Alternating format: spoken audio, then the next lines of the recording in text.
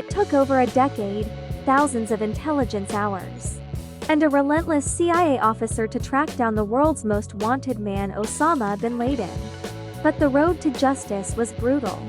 Torture, deception, and a daring Navy SEAL raid in the dead of night. This is the story of Zero Dark 32012, the intense film that reveals how the U.S. finally found and eliminated the mastermind behind 9/11's. Our story begins in 2003, 2 years after the 9/11's attacks. CIA analyst Maya, played by Jessica Chastain, is new to the game, but she's about to become the key player in the world's biggest manhunt. She watches as a fellow agent, Dan, interrogates a captured Al-Qaeda operative using brutal enhanced interrogation techniques. Torture, sleep deprivation, waterboarding, but the prisoner refuses to crack until Maya steps in. Unlike most agents, Maya is different. She's laser-focused, sharp, and utterly obsessed with one goal: finding bin Laden. And she's about to find the first big clue. For years, Maya analyzes every shred of intelligence, every intercepted phone call, and every dead-end lead. She stumbles upon Anami Abu Ahmed al-Kuwaiti, a courier believed to be bin Laden's right-hand man. But tracking him down, nearly impossible. Meanwhile, the war on terror rages on. Suicide bombings, CIA agents assassinated. Every step forward comes at a deadly cost. But then a breakthrough. Maya and her team finally locate Abu Ahmed in Pakistan. They tail him for weeks, watching his every move, and he unknowingly leads them to a heavily guarded compound in Abbottabad. Maya is convinced bin Laden is hiding in that compound. But convincing the White House? That's another battle. After heated debates, President Obama finally gives the green light for a Navy SEAL operation. May 2, 2011, the night of the raid. 2 stealth helicopters carrying SEAL Team 6 fly into Pakistani airspace, undetected. But just as they approach the compound, disaster. One helicopter crashes. Inside, chaos unfolds. Room by room, they clear the house, taking down hostile threats. And then in the top floor they find him. Osama bin Laden.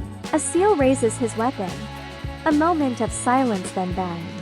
Geronimo Ekia, bin Laden is dead. A chronicle of the decade-long hunt for Al-Qaeda terrorist leader Osama bin Laden. After the September 2001 attacks, and his death at the hands of the Navy's ELS Team 6 in May 2011. Maya is a CIA operative whose first experience is in the interrogation of prisoners following the Al-Qaeda attacks against the U.S. on the September 11, 2001. She is a reluctant participant in extreme duress applied to the detainees, but believes that the truth may only be obtained through such tactics. For several years, she is single-minded in her pursuit of leads to uncover the whereabouts of Al-Qaeda's leader, Osama bin Laden. Finally, in 2011, it appears that her work will pay off, and a U.S. Navy SEAL team is sent to kill or capture bin Laden. Maya Jessica Chastain, a young CIA officer in 2003, 2 years after Set 11, has spent her entire brief career since graduating from high school focused solely on gathering intelligence related to Osama bin Laden, leader of Al-Qaeda. Following the terrorist organization's September 11 attacks in the United States, she has just been reassigned to the U.S. Embassy in Pakistan to work with a fellow officer, Dan Jason Clark. During the first months of her assignment, Maya often accompanies Dan to a black site for his continuing interrogation of Amr el-Baluchi Rada Katib, a detainee with suspected links to several of the 9/11's hijackers. Dan makes the rules clear. If Amr doesn't look at him when he's being addressed, Dan will hurt him. If Amr steps off the mat, he's on or lies about anything, Dan will also harm him. Dan has Amr put in further restraints and beckons to one of the masked individuals to follow him outside. He orders his men not to talk to Amr. Amr screams that Dan is nothing more than a garbage man for his corporation, but Dan retorts that Amr is a terrorist who helped finance the September 11th attack in the USA and was caught with explosives in his house when they came for him. However, Dan also makes it clear he doesn't want to talk about Sept. 11 and he wants to know about the Saudi group. Emmer refuses to talk, so Dan's men set up mats as Dan forces him to the ground. Maya hands Dan a bucket and a towel so that Dan can waterboard him. He asks for an email and demands to know when was the last time Emmer saw bin Laden.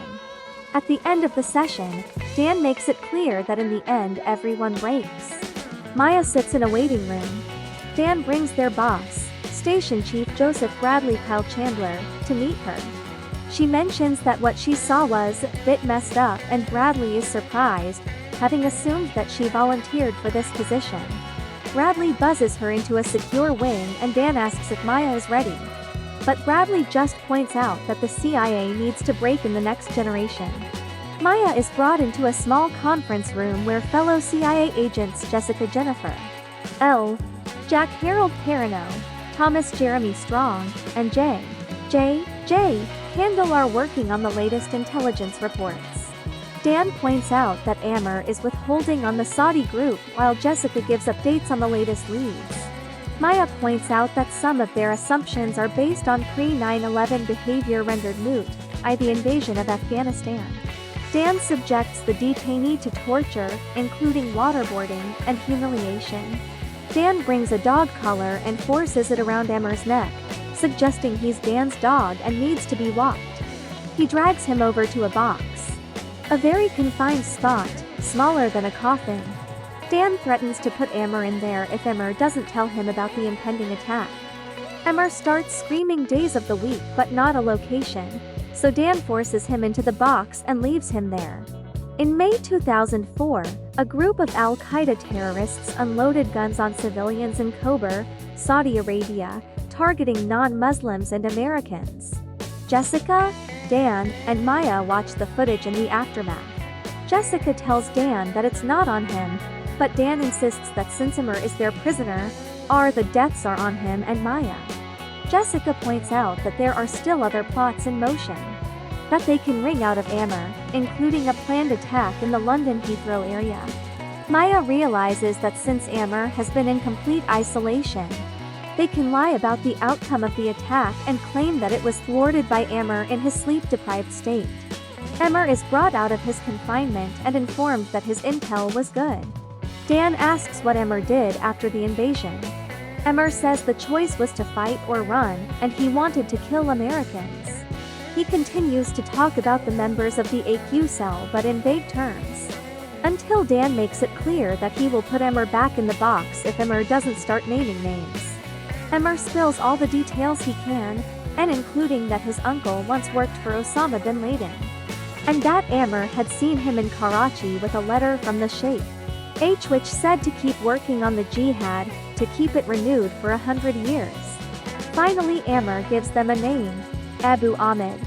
Other detainees corroborate this, with some claiming Abu Ahmed delivers messages between bin Laden Ricky Sekon and a man referred to as Abu Faraj Yov Levi. Maya is escorted to a CIA black site in Poland. Hakeem Fairs, a fellow agent and interpreter, brings her to their prisoner. They ask him a few questions and he claims that he had contact with a man known only as Farai. Maya is suspicious that the suspect is simply making it up until the prisoner names all of Faraj's children. He confirms that there was a network in place to pass messages on. Maya takes this information back to Bradley and gives him a report. Bradley points out that her hunt for Abu Ahmed has been fruitless because she doesn't know his real name or where to find him. She retorts that the fact that everyone has heard of Abu Ahmed means that he is important. He tells her to let him know when there's actionable intelligence so that they can order a strike. In mid-2005, Abu Faraj is apprehended by the CIA and local police in Pakistan. Maya interrogates Abu Faraj under torture, but he continues to deny knowing a courier with such a name. Maya interprets this as an attempt by Abu Faraj to conceal the importance of Abu Ahmed. Dan escorts Faraj to his cage, a private cell with barbed wire around the sides. Dan says that he's bad news for men like Faraj and that Dan isn't going to help him, He's going to break him.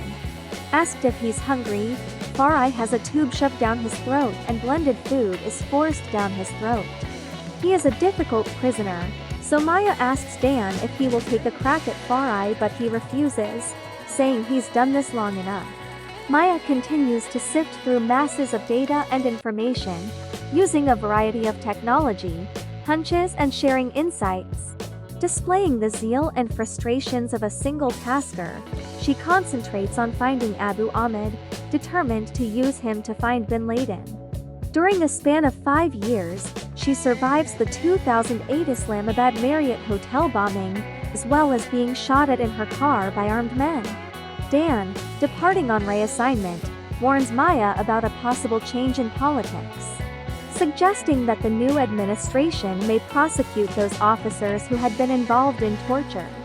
In 2009, Maya's fellow officer and friend Jessica travels to a US base in Afghanistan to meet a Jordanian doctor, highly placed in Al-Qaeda, who has offered to become a spy for $25 million.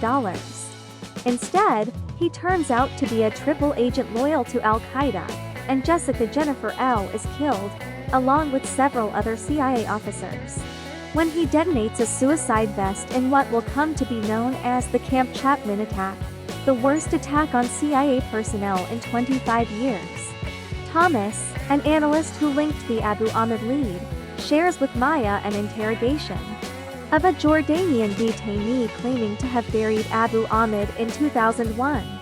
Several CIA officers, Maya's seniors, conclude the target, who could be Abu Ahmed, is long dead, and that they have searched a false trail for 9 years. George Mark Strong arrives to brief Maya and her co-workers in the aftermath of the bombing, pointing out that they are losing the fight against their enemy.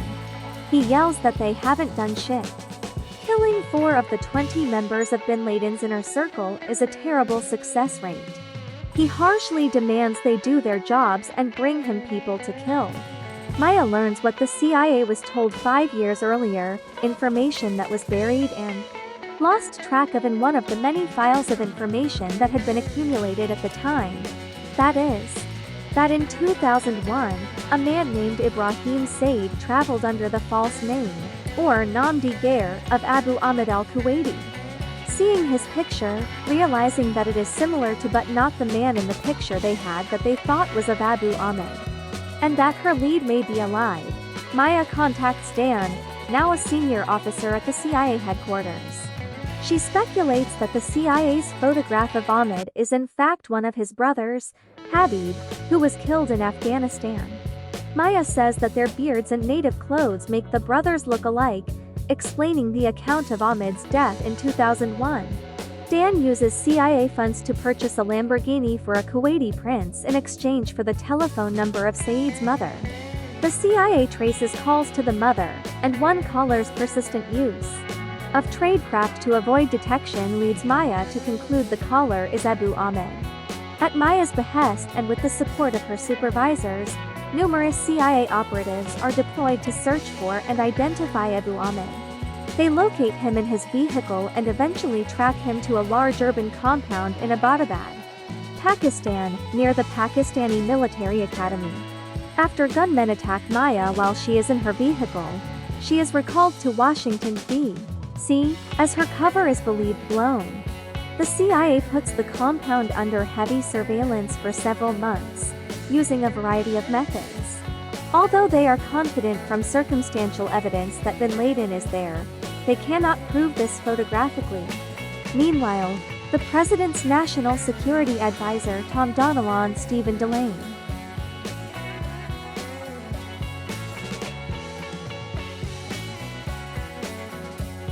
an agency team devises a plan to use 2 top-secret stealth helicopters developed at Area 51, flown by the Army's 160th Special Operations Aviation Regiment to secretly enter Pakistan and insert a U.S. Navy SEAL team to raid the compound. The SEAL team is commanded by Hawk Commander Vice Admiral Bill McRaven, Christopher Stanley, Co-Frank Grillo, Team Leader Patrick Grayston, Joel Edgerton, and operators Justin Lenahan, Chris Pratt, Saber Tolkien Mulvey, Jared Bradley Taylor Kinney, and Mike Coulter. Before briefing the President of the United States, the CIA director holds a meeting of his top officials, who assess only a 60-80 chance that bin Laden is living in the compound, rather than another high-value target. Maya, also in attendance, insists the chances are 95100. The raid is approved and is executed on May 2, 2011.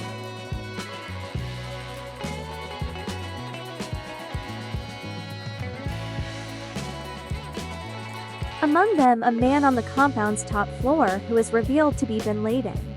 They bring bin Laden's body back to a U.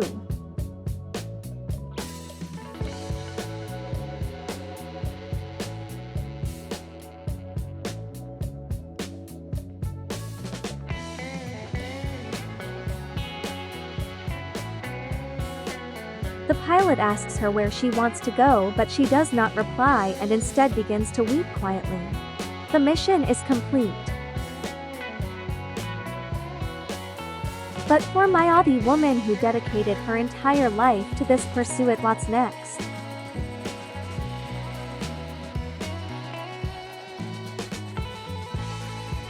Kathryn Bigelow's Zero Dark 30 is a powerful, controversial, and intense portrayal of one of history's biggest manhunts. It raises tough questions about morality, justice, and the cost of war. What do you think? Did the CIA's methods go too far? Or was it all necessary? Let me know in the comments below. And if you love intense movie breakdowns like this, don't forget to like, subscribe, and hit that bell icon.